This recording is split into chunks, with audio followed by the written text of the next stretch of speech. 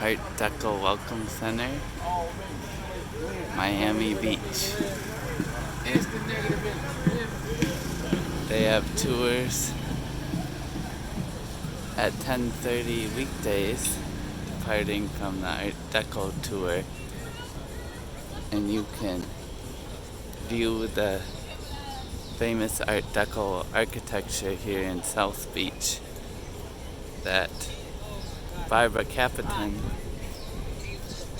had a big role in helping preserve, and they have a memorial plaque to her out front of the Art Deco Center. And it's February 1, 2021, and I noted the Art Deco Center says they are open weekdays again, so they may have been closed for a time but are open to visitors.